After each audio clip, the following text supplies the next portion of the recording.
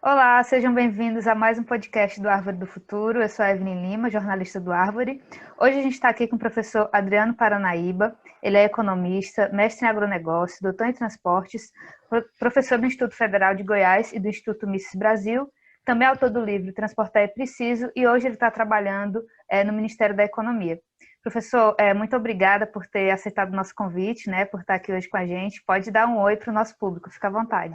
Olá para todo mundo que está acompanhando a gente. Oi também para você, Evelyn, para o pessoal do Projeto Aves Futuro. Eu acompanho muito aí, realmente é um conteúdo e para mim é uma honra muito grande poder contribuir aqui para esse material que vocês sempre produzem com boa qualidade. Obrigada, professor. A gente que agradece a sua presença. E, bom, para a gente começar a falar sobre esse assunto, né, como a Árvore do Futuro é voltada para o meio ambiente, é inevitável a gente não falar sobre poluição, né? E um dado que me preocupou é que um estudo do Ministério da Saúde, ele estimou que as mortes por poluição no ar aumentaram 14% no Brasil entre 2006 e 2016, né? Então, aí num período de 10 anos. E assim, os meios de transporte, né, eles têm uma parcela de culpa pela poluição. Eles não são o maior poluente, né, mas eles têm também uma participação, né, na poluição do ar.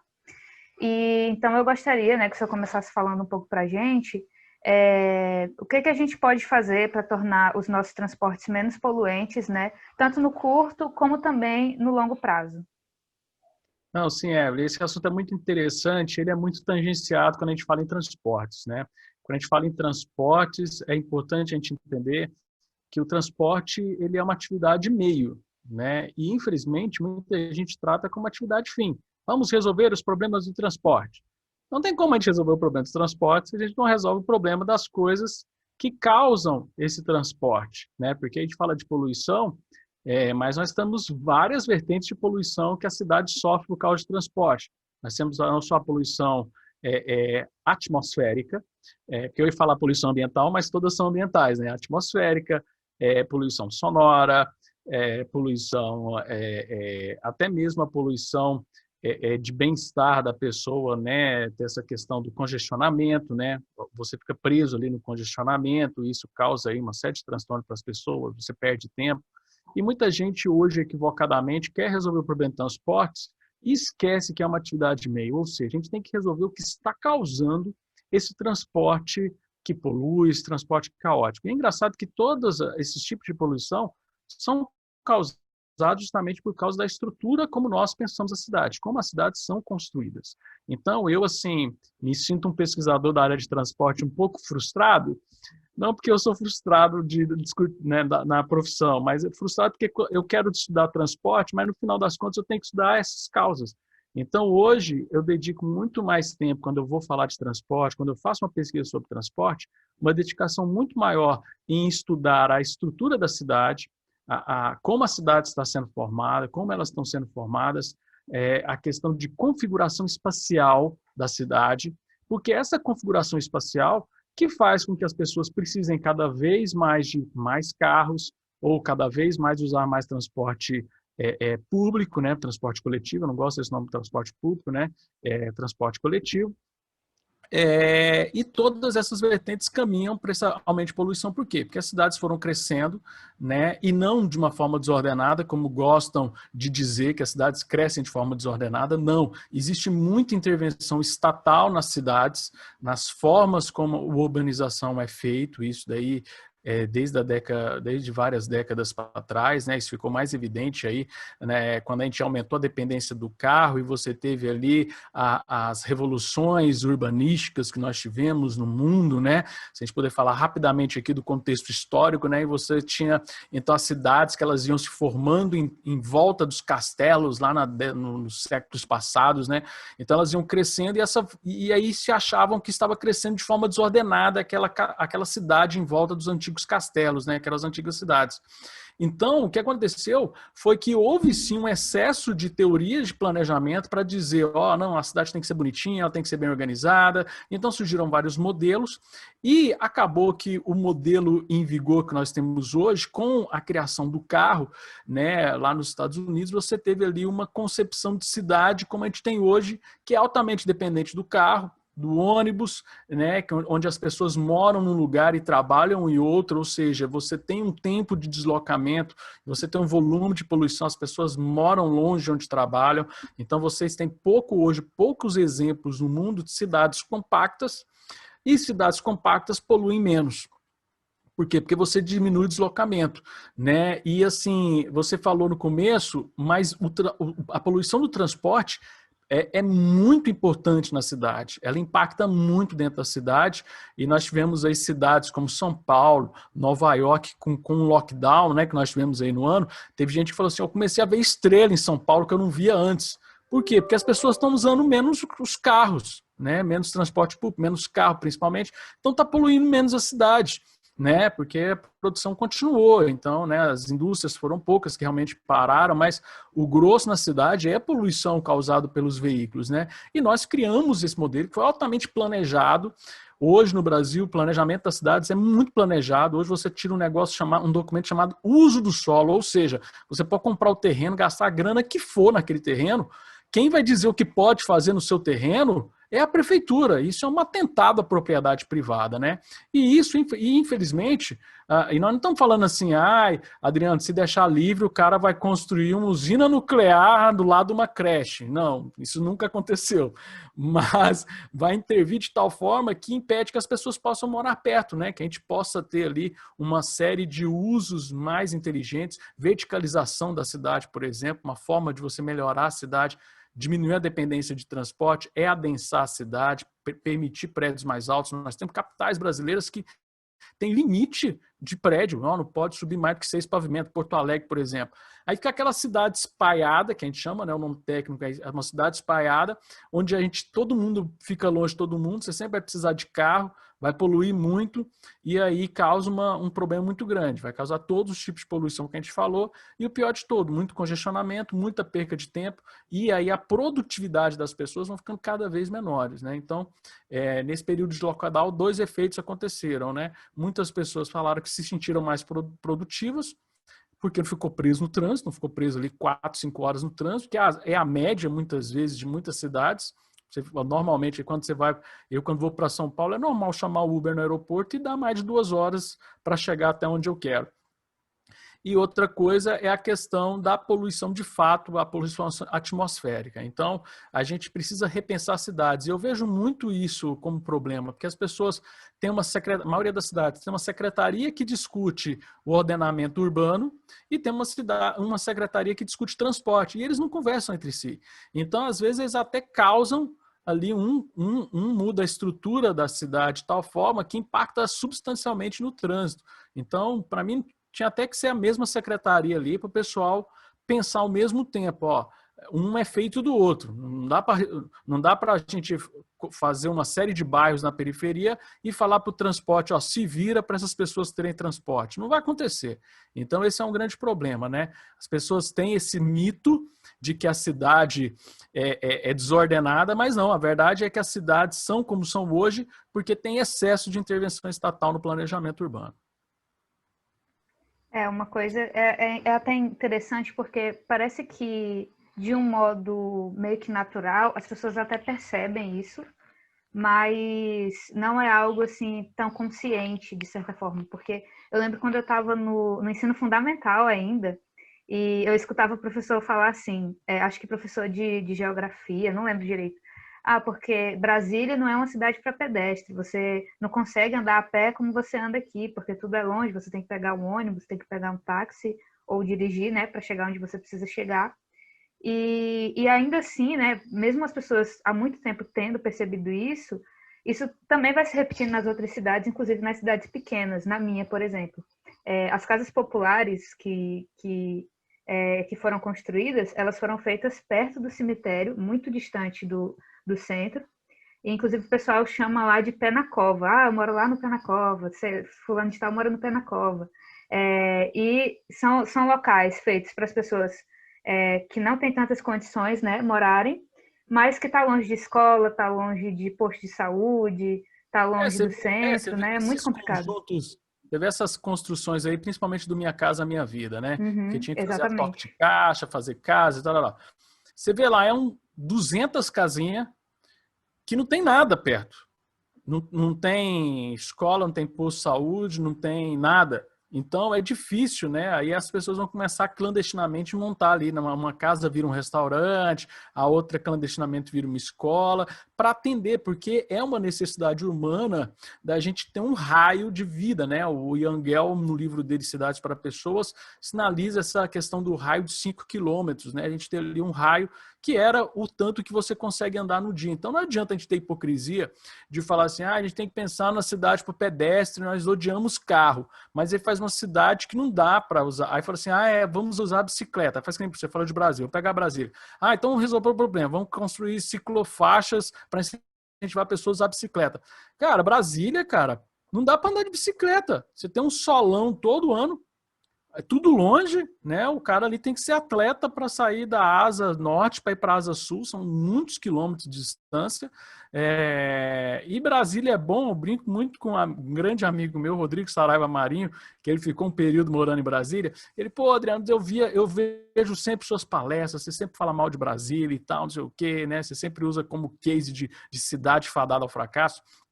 Mas é tão bom morar aqui, eu tô gostando tanto de morar em Brasília. Eu falei assim, não, é porque você mora no plano piloto, né? Você mora no plano piloto, você tem um carro, no caso dele ainda tem um carro 4x4, então quando alaga os bueiros lá aqui em Top, ele até passava tranquilo. Então, mas vai morar onde as pessoas moram, porque onde que as pessoas moram em Brasília, né? Brasília tem mais de 1 milhão de habitantes. A maioria dessas pessoas estão nas cidades satélites, estão lá na periferia, tá longe pra caramba. Né, ali no plano piloto mora ali as pessoas ali que têm uma renda alta, uma certa classe privilegiada, e parece que a cidade tem esse problema, né? Ela é boa, então se você for reparar, toda cidade tem ali uma área muito boa, mas é para quem ganha bem, né? E a gente teria que trazer as pessoas para dentro dessa região, porque até melhoraria muito, né? Eu lembro quando tinha greve de ônibus, eu conversava com uma amiga minha, que é médica, e ela falava assim, nossa, tá tendo greve de ônibus, a faxineira lá de casa, a babá não chega e tal. Eu falei assim, pois é, se elas morassem mais perto, hein, ia ser bom, né?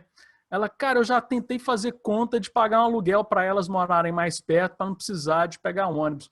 Eu, cara, pois é, mas o sistema habitacional brasileiro, a gente pensa em jogar os pobres para fora, né? Nós tivemos na década de 80 uma lei em São Paulo chamada Lei da Desfavelização, né, para acabar com as favelas.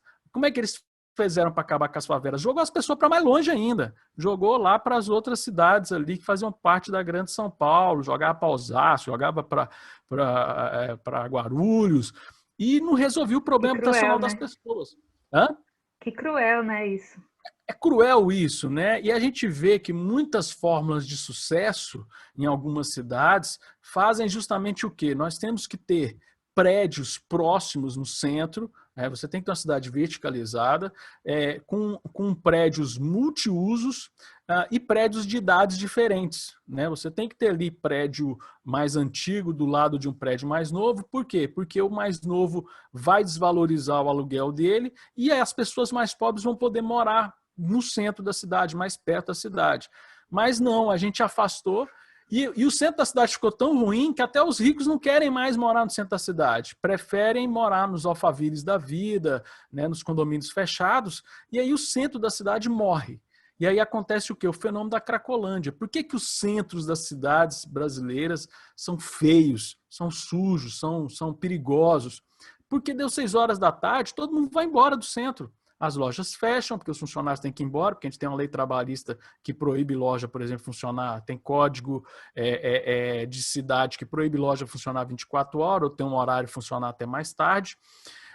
Você tem as pessoas indo embora, os patrões indo embora, a cidade fica vazia. Onde é que você vai ter ali formação de cracolândios? No centro da cidade. Então, toda a cidade hoje, e não é novidade isso, né? Quem falar a primeira vez a respeito dessa questão da cidade morrer foi Jane Jacobs na década de 60, com um grande livro dela que eu recomendo para todo mundo, O Vida e Morte das Grandes Cidades Americanas, que nós estamos repetindo esse filme no Brasil, que é o quê? Fazer as cidades, né, com as áreas residenciais longe do centro, né? A gente tira as pessoas da rua, isso envolve questão de segurança também, se tem mais gente andando na rua, né?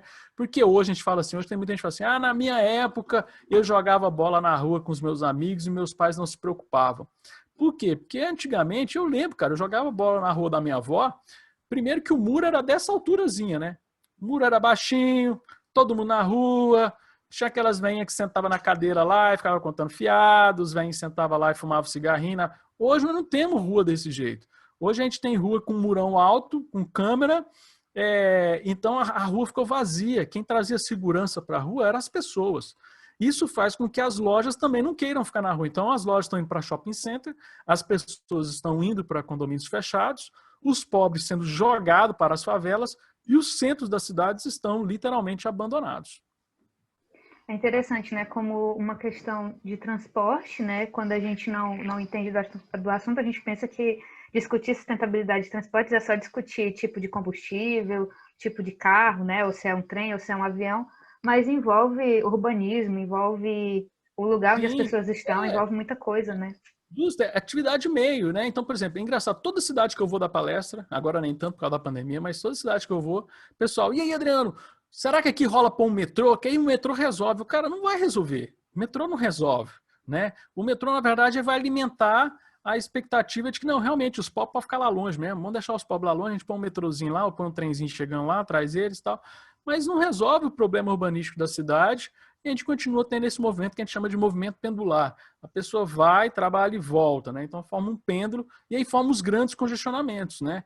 Porque aí todo mundo tem que sair de casa na mesma hora para ir trabalhar e todo mundo volta do centro para os bairros residenciais no mesmo horário. Isso é muito ruim para a vida da cidade. A gente tem que ter uma vida dinâmica. E aí até a questão de lei trabalhista atrapalha, né? Se a gente for até pensar mais um pouco, as leis trabalhistas atrapalham muito, porque, né, se você liberasse ali mais jornadas de trabalho picadas, o cara poderia trabalhar 6 horas no lugar, 6 horas em outro, tanto tempo no lugar, tanto tempo em outro. Isso daria com que o comércio ficasse aberto mais tempo. E aquela questão que eu falei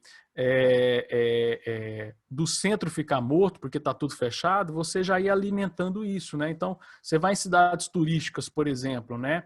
Você tem ali, quando estão fechando as lojas, começa a abrir os restaurantes vão para calçadas. Tem muita cidade que proíbe pôr mesinha do restaurante na calçada, mas é isso que dá vida às vezes, né? Então, dá aquela vida naquela região, não forma Cracolândia, não forma aquele lugar que convida realmente a ser um local perigoso, um lugar de crime.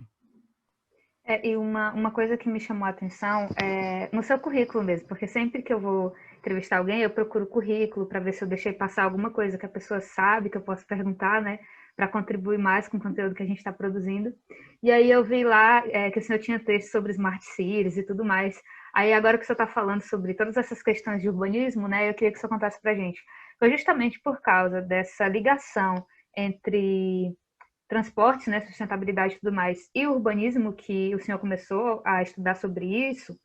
Pode falar também para a gente mais sobre esse assunto? Sim, porque, como eu te falei, acabou que para estudar transporte de mobilidade urbana, você, para realmente querer resolver o problema, você não pode estudar o transporte, você tem que estudar a estrutura da cidade, você tem que pensar em como a cidade vai se organizar. E aí sim o transporte vai ser o resultado de como você planejou o ordenamento da cidade, né? E aí eu até escrevi recentemente um capítulo no livro para a Fundação Getúlio Vargas sobre essa questão do Smart City, onde eu faço uma crítica, né, que é muito importante, que o pessoal está hoje pensando em Smart City em câmera, em dispositivos para fiscalizar o cidadão, sendo que tinha que ser o contrário. A gente tinha que colocar tecnologia na cidade para melhorar a vida do cidadão, para ter mais transparência da gestão, né? O pessoal, hoje eu vejo muita gente falando de Smart City, reconhecimento facial, reconhecimento da placa. Vamos pensar em Smart City pensando no trânsito. O pessoal está muito mais preocupado em usar Smart City, usar tecnologia para você fiscalizar a velocidade, do que de fato fazer um estudo da cidade, usar a Smart City, usar a questão de tecnologia para você pensar uma forma melhor de fluxo da cidade, rever posição de ruas, até mesmo rever como é que vai ser a expansão viária de uma cidade, né? As pessoas falam de criminalidade, vamos usar reconhecimento facial para reconhecer criminoso, mas pouca gente fala que Smart City você também pode usar para fazer reconhecimento de lixo, para poder fazer um planejamento melhor da coleta de lixo, né? Você tem hoje exemplos no mundo daquelas caçambas de lixo que você coloca lá um dispositivo, um IoT lá, né, um internet das coisas lá, um chip com uma plaquinha lá, que ele fala se está cheio, se está vazio, e aí você melhora a eficiência de como fazer a coleta de lixo na cidade. Então, isso traz uma série de benefícios para a cidade. Então, a gente tem que pensar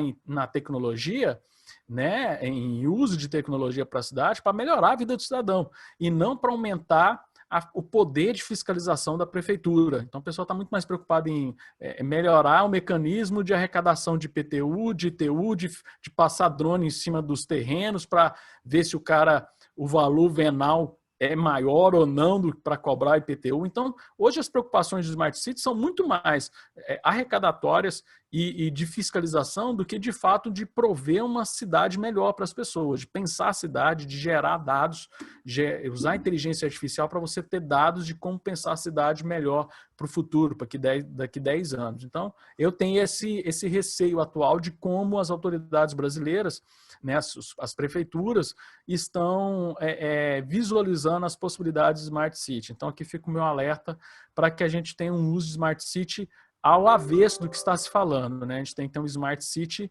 para o cidadão ter acesso à transparência de dados da prefeitura, né? Ter acesso à base de dados de informação da prefeitura, que é uma coisa que dá para fazer rapidinho, né? A gente não precisa de muita coisa.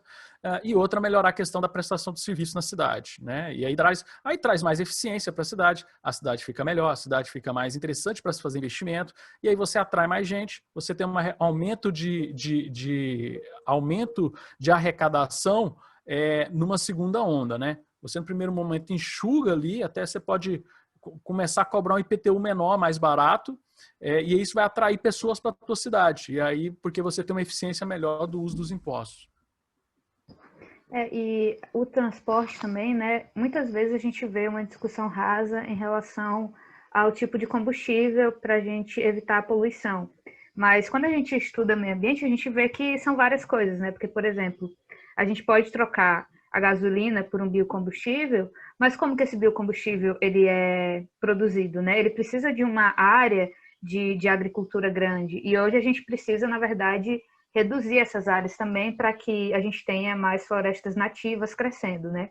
Então, é uma discussão que é complexa, né? E eu queria saber, assim, do senhor, o que o senhor identifica como os meios de transporte ou até as alternativas de transporte mais sustentáveis que a gente tem no Brasil hoje, né? Levando em conta a nossa realidade mesmo. Olha só, você fez isso aí, uma vez eu estava brincando com 2 amigos pesquisadores, Eliezer Bulhões e Bruna Renata. A gente estava discutindo a questão porque o Eliezer Bulhões ele é fascinado em hidrovias, é um pesquisador, um grande amigo, coautor comigo no livro Transportar é Preciso, sobre questão de hidrovias, né? E a Bruna está fazendo um doutorado na área de sustentabilidade. E a gente falando dessa questão eu falando de privatizar as coisas, tem que privatizar tudo, porque o mercado vai achar uma resposta mais rápida do que o setor público, né? Não é que tem que privatizar para entregar, não, é porque o mercado consegue resolver mais rápido, ele consegue buscar soluções mais rápidas que o setor público. Então, o que acontece? Nós escrevemos um artigo e foi publicado num congresso na Colômbia, onde a gente fez uma hipótese, fizemos um pequeno exercício de tirar o transporte das marginais e jogar nos rios, que estão sendo marginados, né? Então a gente fez um estudo lá da Tietê. Então a gente falou assim, se a gente tirar só os caminhões, vamos pensar em transporte de carga, em hidrovia, você tem lá o Tietê. Vamos jogar essa carga que está na marginal, vamos jogar esses caminhões dentro do rio, vamos transportar com balsas, né?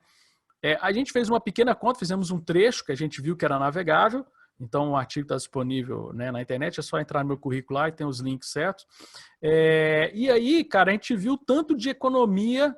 Primeiro, a economia que a gente fez conta foi da poluição, a redução de poluição, é uma redução monstra de poluição, né? Porque o caminhão polui muito, né? Então é um carro que tem menos manutenção, então ele solta diesel e tal, tem essas coisas, então ele polui muito. Se a gente tira esses caminhões ali da marginal, você já economiza muito.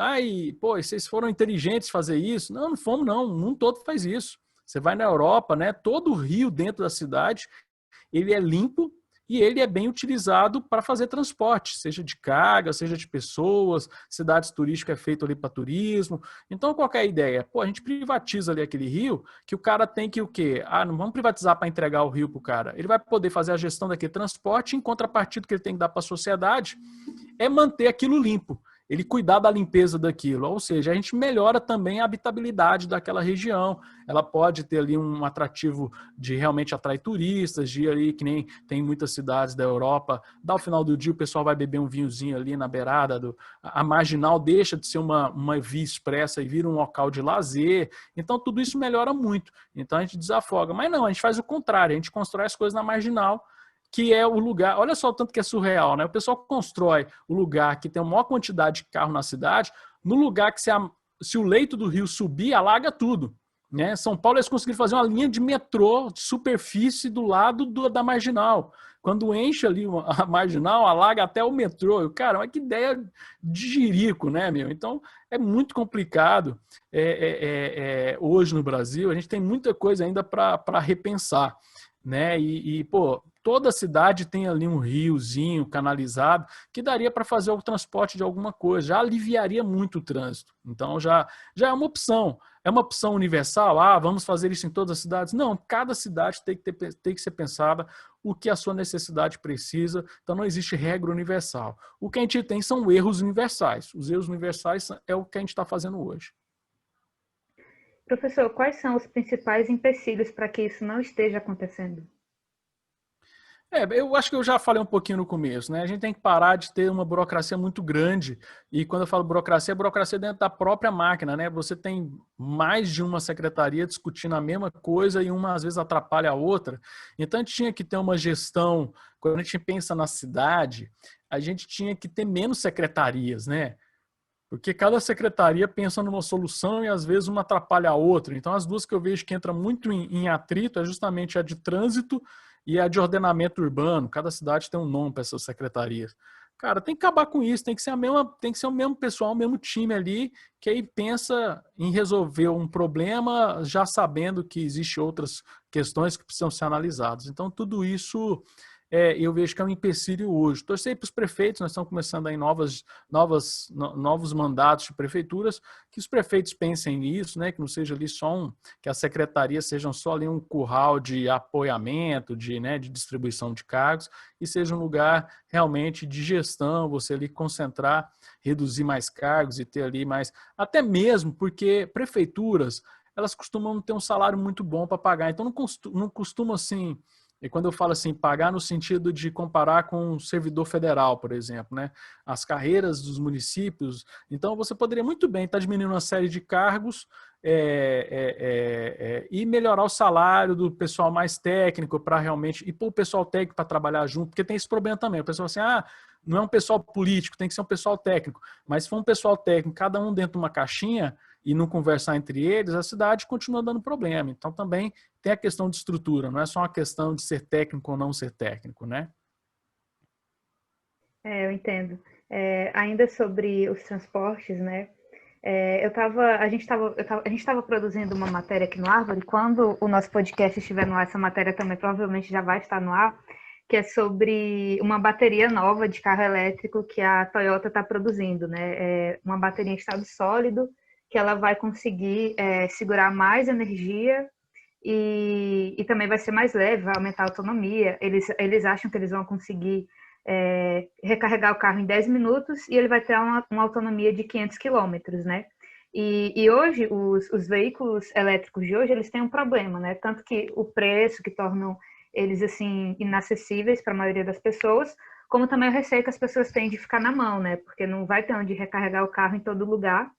E tem outra questão também, ele pode eliminar aquela poluição que os carros movidos a gasolina, por exemplo, eles estão gerando, mas ele também tem aquele problema na hora de recarregar, né? Se a energia que ele está usando não for limpa.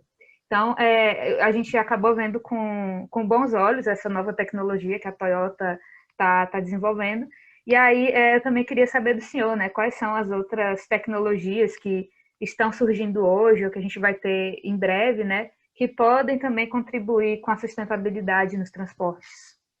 Eu vejo assim, sempre com o pé atrás novas tecnologias para carros, porque eu faço uma análise anterior, que é o seguinte: nós estamos pensando muito na energia, então hoje a gente tem muitas tecnologias, né? Tem essa daí da bateria, tem umas tecnologias, uma que eu vi muito bacana também, de você pôr o álcool no carro e aquele álcool você passar por um processo elétrico e aí ele vira um combustível para uma bateria elétrica. Então tem uma bateria elétrica, né? Você vai gerando eletricidade com álcool.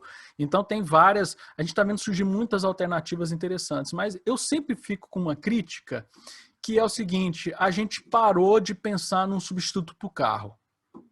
Eu acho que a verdade é essa. O carro é uma invenção ruim, é uma máquina ruim. Não estou aqui com o discurso de ódio do carro, eu estou falando de questão de energia. Você tem um veículo que pesa aí mais de 1 tonelada para transportar 2 pessoas dentro. Vamos pensar, 4 pessoas com 50 quilos. 50 quilos eu pensei que só a gente magrinha, né? Vamos pensar em uma carga, vamos imaginar, 500 quilos. Então, tipo assim, você tem que ter uma energia, você tem um gasto de energia para transportar um veículo que vazio ele pesa 1 tonelada, mas no fim você quer transportar só 500 quilos. Né, 400, 200, se fosse uma pessoa só, 70 quilos. Então, pela lógica energética, o carro é uma coisa muito ruim, mas ele era uma solução muito boa no século passado. E a gente parou de pensar, eu acho que a revolução da humanidade vai ser quando a gente pensar, principalmente uma revolução para as cidades, quando a gente voltar a pensar em qual seria o próximo veículo, né? A gente pode trocar o carro por quê? Hoje a gente parou no carro, até mesmo por uma questão de grandes empresas que têm interesse no setor rodoviário, né, no rodoviarismo, né, de vender mais carro e tudo e tal. Mas a gente tem que pensar em substituir o carro. Não adianta a gente ficar pensando em como a gente vai ter um carro com energia melhor, mais barata, mais limpa, porque você pode, vamos imaginar que a gente inventa o carro movido a ar. Você vai precisar de ar para transportar um veículo que pesa mais de 1 tonelada, sendo que o objetivo final é carregar 100 quilos. Poxa, logicamente, pela lógica, é uma invenção ruim para nós hoje. Né? Quando ele foi inventado, era uma ideia muito boa.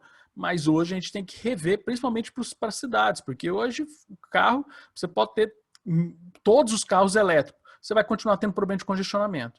Então eu vejo que a gente pensar só na energia que a gente está usando no carro é a gente postergar a possibilidade de fazer a verdadeira revolução energética para o mundo, que é o quê? Quem que a gente vai substituir pelo carro, né? É fazer um sistema subterrâneo, né? O Da Vinci tinha pensado nisso, né? Quando teve lá a questão da peste negra, ele falou assim, o transporte podia ser no subterrâneo e as pessoas conviverem no e tal. Então aí surgiu o metrô, o Elon Musk tinha pensado nos túneis e tal. E aí o que a gente vai pôr dentro do túnel? O Hyperloop, o que é? Então assim, dá para a gente pensar, né?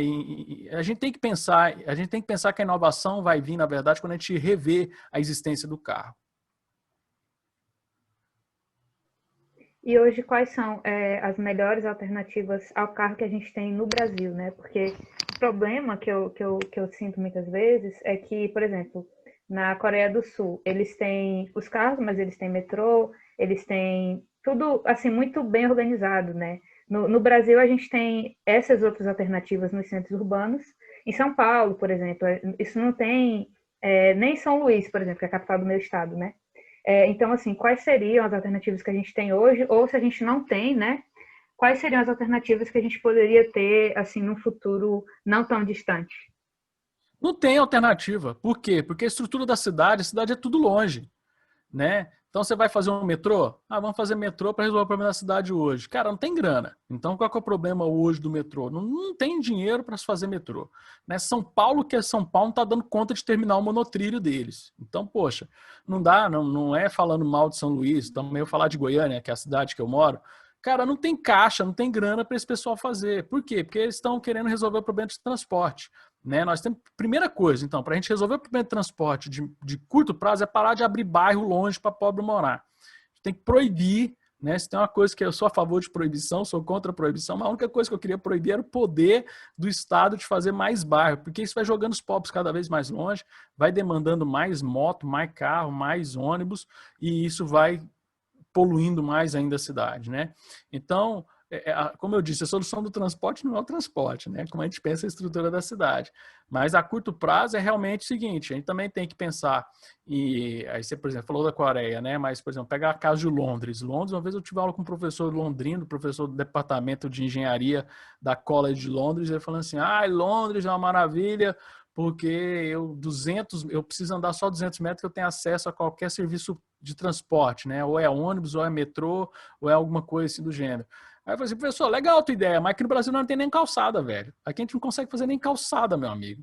Então, é meio surreal a gente também pegar, às vezes, as ideias lá de fora e tal, sendo que a gente não faz o básico aqui. Né? A gente quer discutir aqui transporte, o melhor. Cara, a gente não consegue terminar calçada, velho. A gente não tem os cegos no Brasil vivem tropicando aí, caindo na rua, porque a gente não consegue minimamente fazer uma política de transporte para resolver o pedestre, cara. Quer resolver problema de transporte de massa, então, isso é muito complicado hoje no Brasil, né? É outro grande desafio que nós temos para os nossos prefeitos, né? A gente tem que pensar na cidade inteligente, uma cidade que valoriza o pedestre, que valoriza meios de transporte menos poluentes, mas a gente tem uma estrutura viária que é só de carro mesmo, né? Enquanto a gente não trouxer as pessoas de volta para dentro da cidade, é carro, é ônibus, é moto, é poluição, não tem outro jeito. Nossa, Desculpa ser pessimista, não desculpa ser pessimista, mas a gente tem que bater a tem que real ser aqui, né? realista, né? Você estava falando sobre a gente não ter calçada. Eu acho que se o senhor viesse na minha cidade, ia ficar assustado. Porque no centro da cidade, as calçadas são assim. Tem uma alta, aí tem uma baixa logo em seguida, aí tem uma alta, aí tem uma baixa. Você não pode nem andar olhando para o que as lojas estão exibindo nas vitrines, senão você vai cair. Porque é muito mal feito. E também não dá para andar na margem da calçada, porque não tem tratamento de esgoto. Então a lama tá ali nas beiradas, é uma situação terrível. E, professor, depois desse parênteses aqui que eu fiz, né, eu gostaria de saber se tem algo sobre transportes e sustentabilidade ou próprio urbanismo, né, que eu não tenha perguntado, que o senhor gostaria de acrescentar antes da gente finalizar o nosso podcast de hoje. Eu quero também falar de outro mito que a gente tem no urbanismo, né? O pessoal, urbanismo sustentável, é usar materiais para o urbanismo que não poluíram e tal. Não adianta usar esse tipo de produto se você vai precisar usar muito ele. Se a cidade, né? Vamos imaginar que a gente consegue uma tecnologia para fazer um asfalto biodegradável, né? Se a gente continuar precisando de muito asfalto, ele não vai atingir o fim dele, né? Que é realmente poluir menos, né? Então, é a mesma história lá das baterias, né? Elas poluem menos substituindo combustível, mas elas poluem muito na fabricação da bateria, né? Então, são dois pesos, duas medidas. Hoje todo mundo quer dizer que é sustentável, que é independente do custo que você teve de se fazer aquilo, né? Então, e isso e o meu medo é que essa tara por uma cidade ambientalmente correta expulse cada vez mais ainda os pobres, para mais longe ainda. Por quê? Porque eles não vão ter dinheiro para comprar esses produtos tão caros para poder fazer a sua casa biodegradável, e aí eles não vão poder construir naqueles bairros. Então, vai cada vez, não é pensado em atrair as pessoas. Aí fala assim, Adriano, então você acha que tem que poluir muito? Não, se a gente traz as pessoas para mais perto, se a gente adensa muito as cidades, a gente diminui justamente a demanda de materiais, de construção de malhas viárias, né, de tudo isso que a gente fala que polui muito, até mesmo a própria poluição atmosférica. Então, existem alguns mitos que a gente precisa falar com eles, porque muitas vezes o pessoal quer passar uma maquiagem na cidade. Não adianta, nós temos que resolver o problema a fundo. E o problema a fundo é a estrutura da cidade, como ela está espacialmente distribuída. Tá joia? Tá certo, obrigada, professor. E as portas estão abertas, né, para a gente gravar mais podcasts futuramente, né? O Árvore do Futuro está muito contente pela sua presença hoje, viu? Muito obrigado, eu que agradeço e parabéns pelo projeto. Continuem, que é sensacional acompanhar vocês na internet. Obrigada, professor. E obrigada também a todos vocês que estão nos ouvindo, né? Até a próxima, pessoal.